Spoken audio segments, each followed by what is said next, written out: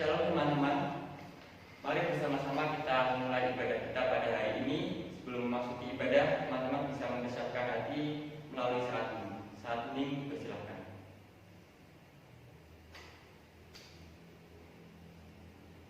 Saat ini selesai. Saudara yang terkasih, salam sejahtera bagi kita. Saat ini kita dalam ikatan kasih Yesus Maha Mulia dan Agung. Bersoraklah dan bernyanyilah bagi Dia, kasih karunia dan damai sejahtera Kristus menyertai kita. Terpujilah Dia kekal dan selama-lamanya. Amin. Untuk pujian syukur, mari kita nyanyikan lagu Terima Sukacita Surga.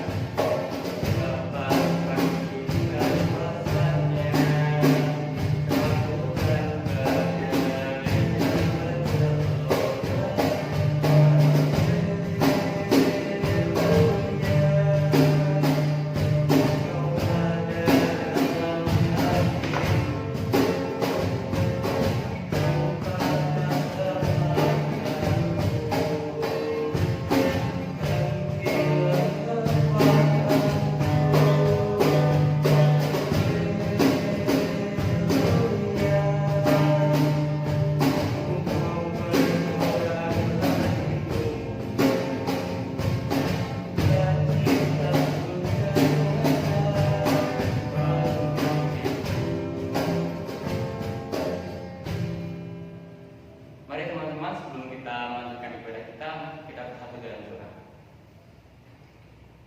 Ucap syukur kami Tuhan, kami datang ke hadirat-Mu, mengucapkan syukur kami atas hari baru yang telah Kau berikan. Sebentar kami akan mulai peribadatan kami, kiranya Engkau menyertai setiap kami supaya kami dapat memuji dan meninggikan nama-Mu. Terima kasih Tuhan, kami serahkan seluruh dalam tangan-Mu, dalam nama Tuhan kami Yesus Kristus, Juru Selamat dan Penebus kami. Amin. Kasih itu sabar, kasih itu murah hati, ia tidak cemburu, ia tidak memegahkan diri dan tidak sombong. Ia tidak melakukan yang tidak sopan dan tidak mencari keuntungan diri sendiri. Ia tidak memarah dan tidak menyimpan kesalahan orang lain. Ia tidak bersukacita karena ketidakadilan, tetapi karena kebenaran. Ya Tuhan, kami mengaku belum mampu melakukan kasih setiap waktu. Ampunilah dosa kami. Mampukan kami dalam kebenaran kasih setia Tuhan, sehingga hidup kami selalu dalam kebenaran kasih Tuhan setiap waktu. Terus selanjutnya, kita akan menerima berita anugerah yang terambil dari Yeremia 29 ayat yang 11. Sebab aku ini mengetahui rancangan-rancangan apa yang ada padaku mengenai kamu. Demikianlah firman Tuhan, yaitu rancangan damai sejahtera dan bukan rancangan kecelakaan, untuk memberikan kepadamu hari depan yang penuh harapan. Untuk petunjuk baru terambil dari Amsal 3 ayat 5-6. Percayalah kepada Tuhan dengan segenap hatimu dan janganlah bersandar kepada pengertianmu sendiri. Akuilah Dia dalam segala lakumu, maka Ia akan meluruskan jalanmu. Demikianlah berita Tuhan dan petunjuk baru yang diambil dari firman Tuhan. Untuk selanjutnya, pujian bersautan. Bagaikan busa merindukan air, demikianlah jiwa kami merindukan bimbingan kasih Tuhan. Bimbingan untuk masa muda kami, masa muda dengan aneka warna kehidupan, suka duka datang silih berganti. Ya Tuhan, masa muda kami ada dalam rancangan-Mu. Kami percaya bahwa rancangan Tuhan indah dan tepat waktu. Oleh karena itu, berikanlah kami kepekaan hati oleh Roh Kudus Tuhan, agar hidup masa muda selalu dalam arahan kasih Tuhan. Mari kita pujikan lagu tiap langkah.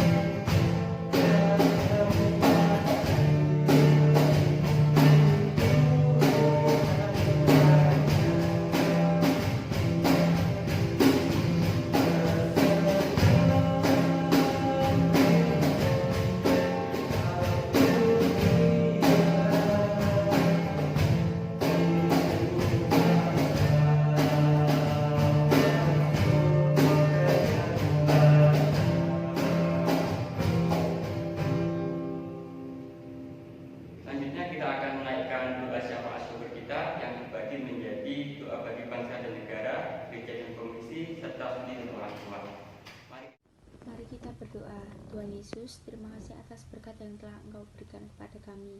Kami berdoa untuk gereja kami GKJ Magelang Tuhan, supaya gereja ini bisa menjadi rumah-Mu yang kudus, dan juga berkati komisi gereja yang mengurus gereja ini supaya gereja ini makin maju. Terima kasih Tuhan, dalam nama Tuhan Yesus kami sudah berdoa dan mengucap syukur. Haleluya, amin. Terima kasih Bapa atas segala berkat yang Kau berikan pada kami. Kami berdoa untuk studi kami ya Bapa, yang saat ini masih dilakukan secara online di rumah kami masing-masing. Berkati kami agar tetap fokus dan dijauhi dari rasa malas untuk belajar. Dan juga kami berdoa untuk orang tua kami. Lindungi orang tua kami Bapa agar sehat selalu dan dapat mendampingi kami hari demi hari. Terima kasih Bapa, di dalam nama Tuhan Yesus kami telah berdoa dan mengucap syukur. Amin. Mari kita berdoa.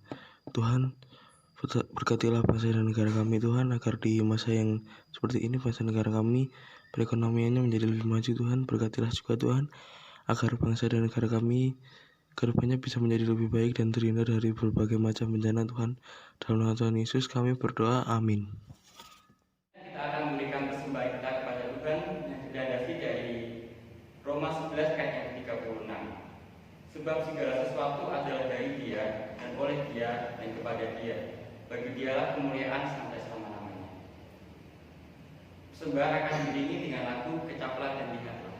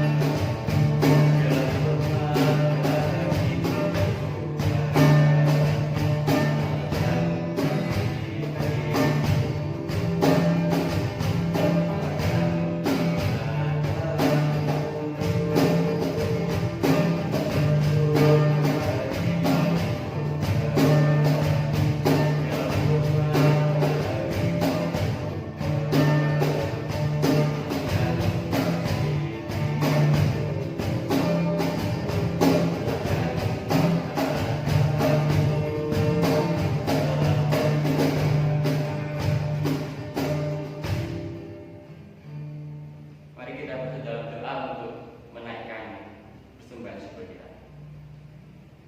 Bapak yang makasih, kami datang ke hadirat-Mu membawa ucapan syukur kami dalam bentuk persembahan. Kiranya Engkau sucikan dan kuduskan persembahan ini supaya dapat berguna bagi gereja-Mu dan untuk menggunakan nama-Mu.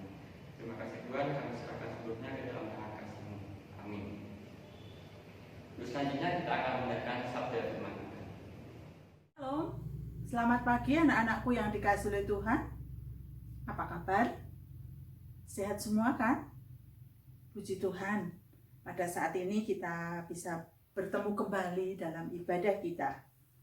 Nah, anak-anakku yang dikasihi oleh Tuhan, pada pagi hari ini kita akan belajar dari satu topik, yaitu kritikan yang pedas. Sepedas apa sih? Sambal atau dicambuk. Nah, anak-anakku yang dikasihi oleh Tuhan, coba disiapkan dulu Alkitabnya. Kita buka di Amsal pasal 15 ayat 1-2, dilanjut 31 sampai 33. Sudah ketemu? Mari kita berdoa lebih dahulu. Bapa kami dalam surga, kami mengucap syukur Tuhan, kalau kesempatan ini kami boleh bersama-sama untuk menghampiri tatah Tuhan, untuk mendengarkan firman-Mu. Engkau urapi hati dan pikiran kami, supaya kami dapat memahami apa yang Tuhan kehendaki dalam kehidupan kami. Engkau berkati kami semuanya ya Tuhan, supaya kami dapat mendengar dengan baik. Terima kasih Bapa di surga, kami menyambut berkat firman-Mu hanya di dalam nama Tuhan kami Yesus Kristus. Haleluya. Amin. Nah, anak-anakku yang dikasihi oleh Tuhan, sebelumnya Ibu mau bertanya lebih dahulu. Ya. Pernah nggak sih kalian itu dikritik? Gimana? Sudah? Kalau pernah, piye perasaan? Ya, apakah marah, ya, atau biasa baik, atau luweh-luweh? Nah, anak-anakku yang dikasihi oleh Tuhan, kita baca dulu yuk di Amsal 15 ini.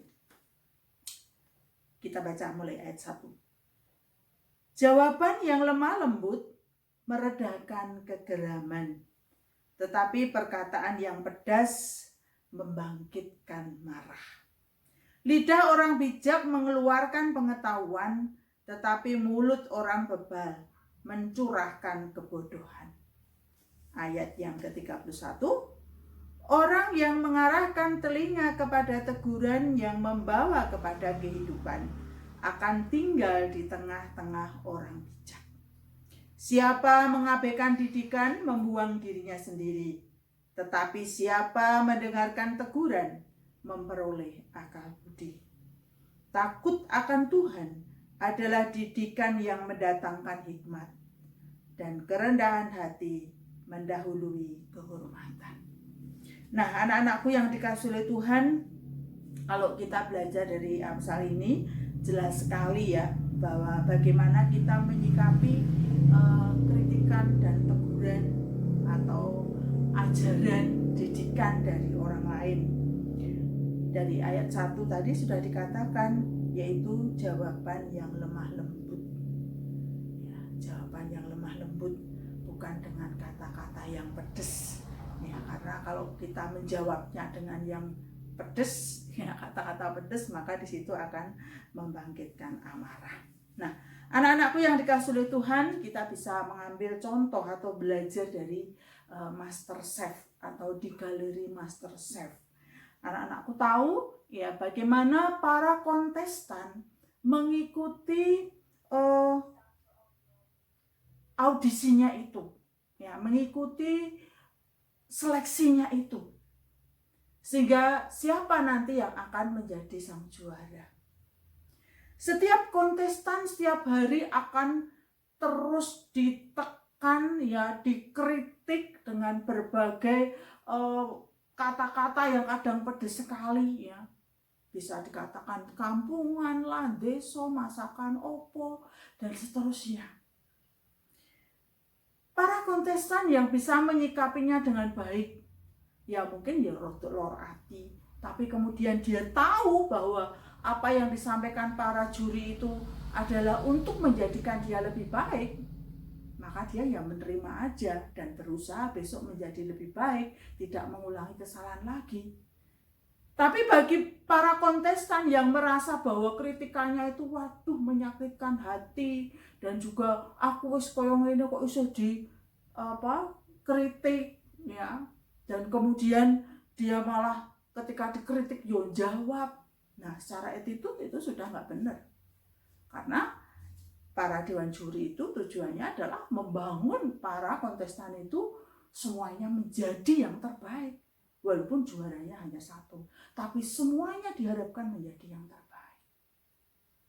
Nah, anak-anakku yang dikasihi oleh Tuhan, kritikan demi kritikan tujuannya adalah untuk membangun.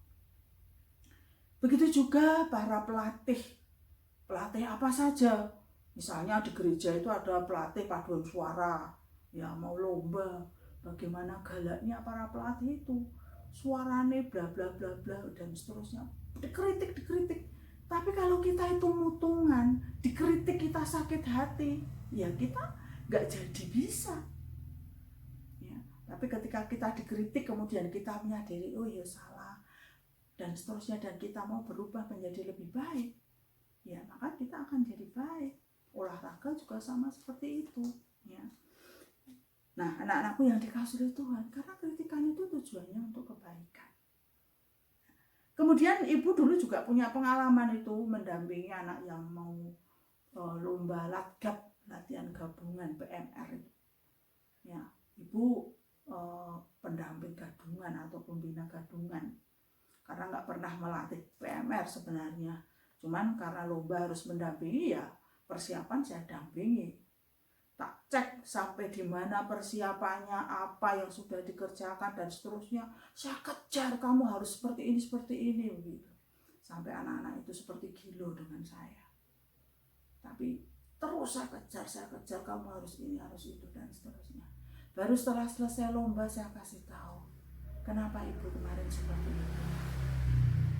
Kalau kamu tidak menyiapkan diri dengan baik, kamu pasti tidak akan pernah memenangkan pertandingan ini.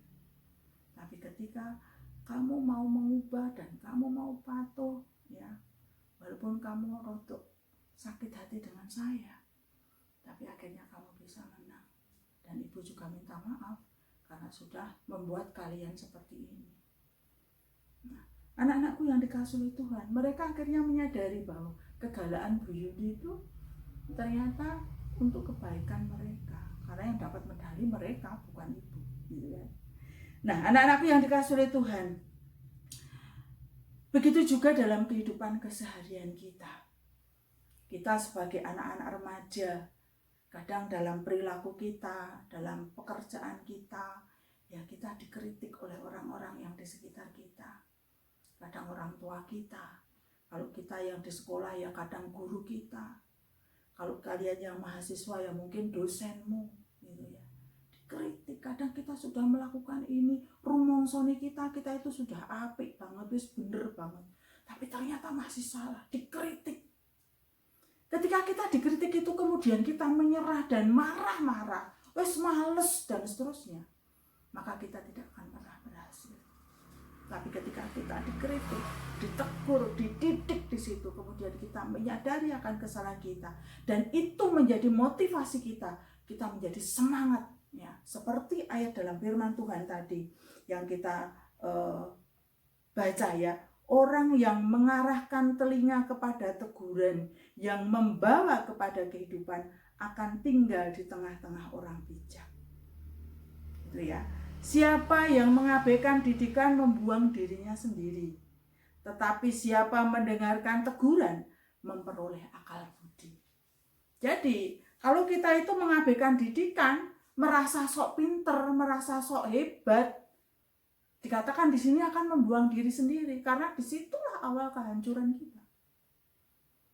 Tetapi dengan kita mendengarkan didikan, kita rela dibentuk, kita rela diproses, ya, maka kita akan menjadi lebih baik. Dikatakan di sini tambah hikmat, tambah akal budi, banyak hal yang bisa kita terbuka dalam pikiran kita. Oh iya nek aku ngene, saya salah, aku kudu ngene. Maka di masa pandemi ini, kalau orang-orang yang punya pengalaman dididik dengan segala kritikan ini, dia masih bisa mengembangkan diri dengan baik, tidak akan pernah patah semangat, tidak pernah menyerah apapun persoalannya. Maka saya berharap kepada anak-anakku yang masih sekolah, ayo ketika kalian mengerjakan tugas masih salah, ojo asal-asalan garap, ya, kerjakanlah dengan baik, karena itu yang akan untung kamu sendiri. Bagi para mahasiswa, yuk ketika tugas dikerjakan dengan baik pula, apalagi yang sedang mengerjakan skripsi, ya. Ketika kalian mengajukan proposal atau membuat ajuan dari permasalahan itu dan kemudian harus direvisi di situ, ya revisilah.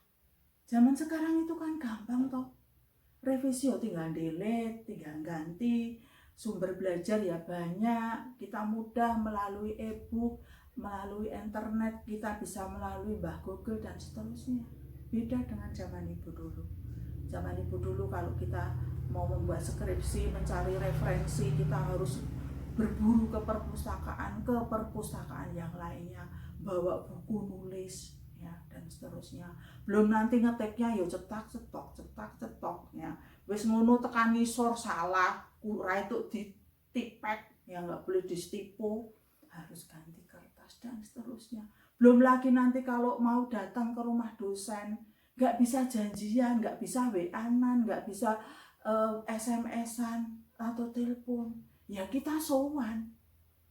Nek ora ketemu yo sesuk balik maning begitu. Ya. Tapi ketika itu terus dilakukan, ya akhirnya selesai begitu. Tapi kalau Gek pertama mencari dosennya nggak ketemu, wah, so ya. Belum lagi itu pekerjaannya dikoreksi, dicoret-coret, harus dibetulkan. Kita sudah merasa capek, kita merasa sudah kerja keras kok masih seperti ini. Nggak akan pernah berhasil. Nah, karena itu mari anak-anakku yang dikasihi Tuhan, ketika kita dengar kritikan, kita dengar didikan, kita dengar teguran, ayo kita terima dengan senang hati. Karena itu bisa menjadi motivasi kita, menjadi cambuk kita, supaya kita menjadi lebih baik. Dalam Yakobus 1 ayat 19 mengingatkan kepada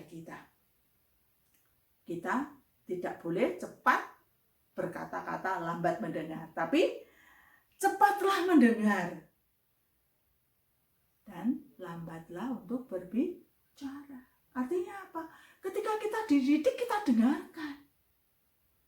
Jangan cepat-cepat kita mangsuli, menjawab, karena kita merasa sok pintar. Nah, ini pengalaman ibu aja dulu, waktu ibu mau jadi PNS, daftar ke itu. Tes 1, tes 2, tes 3, tes 4, wawancara. Ketika wawancara, ada seorang yang mewawancarai atau penanya itu, bagian dia adalah masalah politik, salah satu penanya itu. Dan pertanyaannya masalah politik nggak bisa main-main, ya, kita nggak bisa spekulasi. Dan saya menjawab, ketika ditanya itu saya menjawab, maaf Pak, saya tidak tahu. Dia marah sekali, dia ngebrok meja begitu dengan katakan, sarjana macam apa kamu itu? Kayak begitu aja nggak tahu. Saya katakan, benar Pak, saya tidak tahu.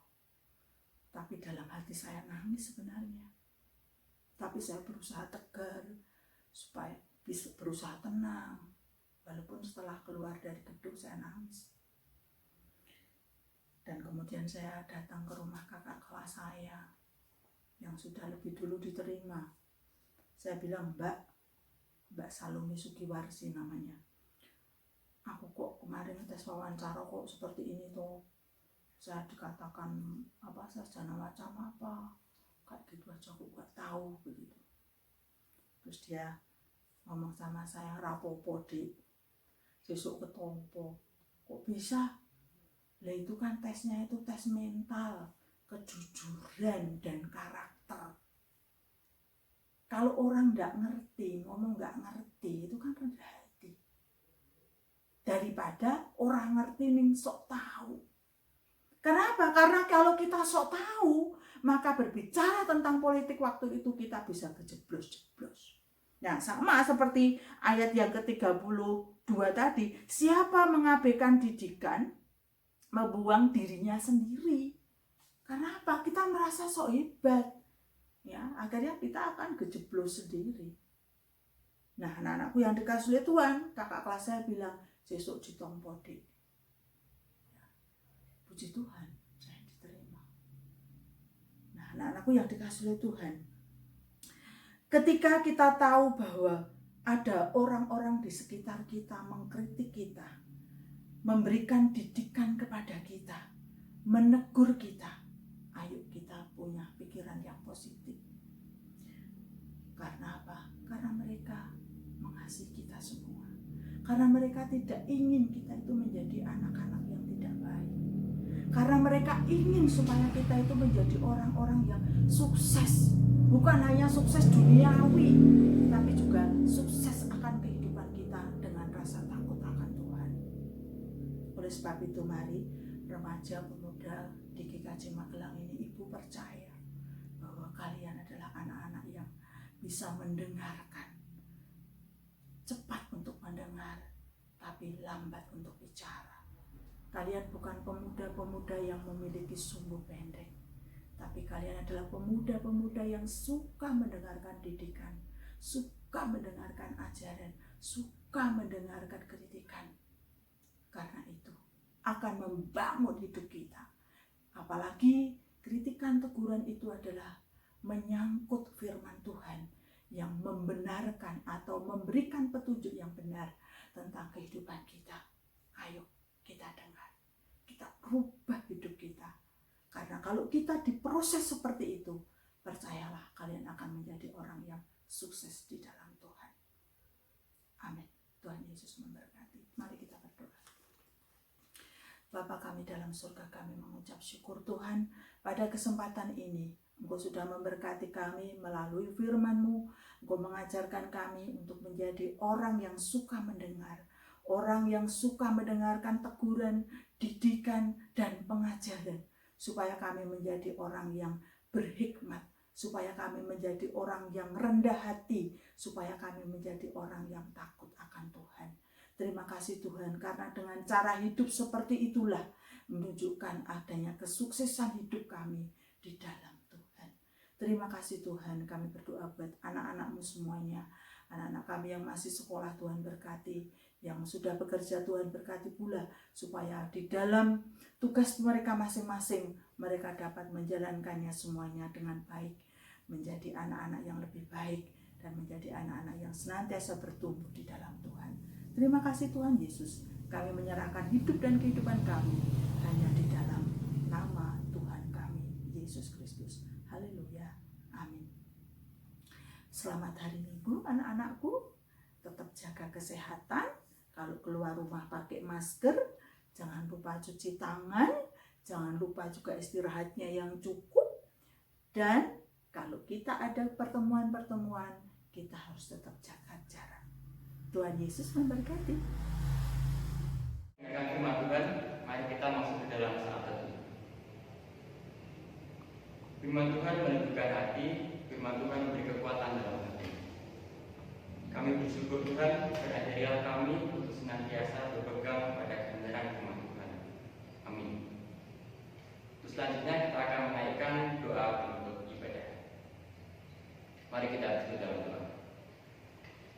Mengucap syukur kami Tuhan untuk berkat penyertaan-Mu, Engkau telah menyertai kami dalam peribadahan kami saat ini, dan terima kasih atas berkat firman-Mu. Kiranya firman itu dapat berguna bagi kehidupan kami dan memperkuat rumah percaya kami. Tuhan, juga sebentar kami akan melanjutkan kegiatan kami setelah ibadah ini. Kiranya Engkau menyertai aktivitas kami sampai nanti kembali kami tidur. Terima kasih Tuhan, kami serahkan dalam tangan kasih-Mu, Tuhan kami Yesus Kristus. Amin. Mari kita bersama-sama mengucapkan pengakuan terima kasih.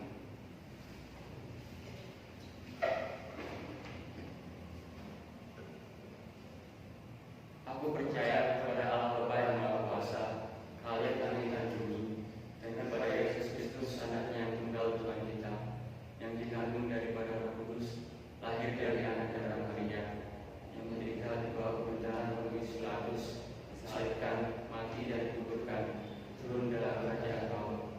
Pada hari yang ketiga, bangkit pula dari antara orang mati, naik ke surga, duduk di sebelah kanan Allah Bapa yang Maha Kuasa, dan akan datang dari sana untuk menghakimi orang hidup dan yang mati.